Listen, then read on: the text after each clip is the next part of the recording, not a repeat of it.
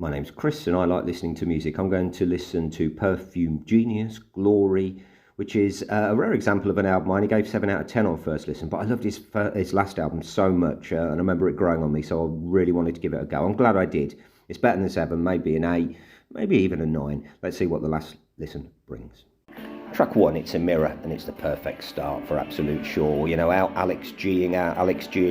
Everything I love about the artist and his last album, the melody, the playing, his voice, the detail, the slightly off-keyness, you know, all rounded off with a chorus that does truly deliver.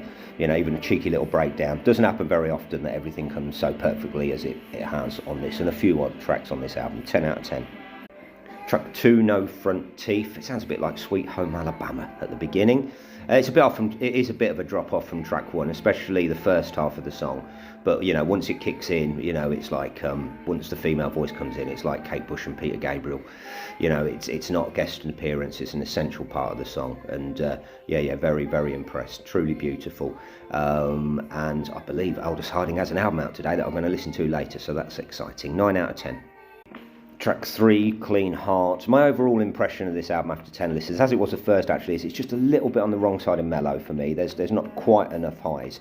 But you know, this is definitely music that deserves attention. And it's better the closer you listen to it. It's not actually great in the background. It doesn't pull you in the way that, you know, when you're on headphones, you know, but a lot of it has seeped in over the 10 listens, and yeah, that's Perfume Genius, I guess. 9 out of 10. Track 4, Me and Angel, probably the first slightly boring track for me, all a bit Elton John, 7 out of 10. Track 5, Left for Tomorrow. Yeah, there's a drop-off mid-album for me here. You know, this is a phase where it just goes that too laid back. Suppose, you know, you could sound a bit like Low, and I don't mind it when they do it, but for some other reason I like it when this band rocks out a little bit more. I did think of Phil Collins, which is never good. 8 out of 10 though.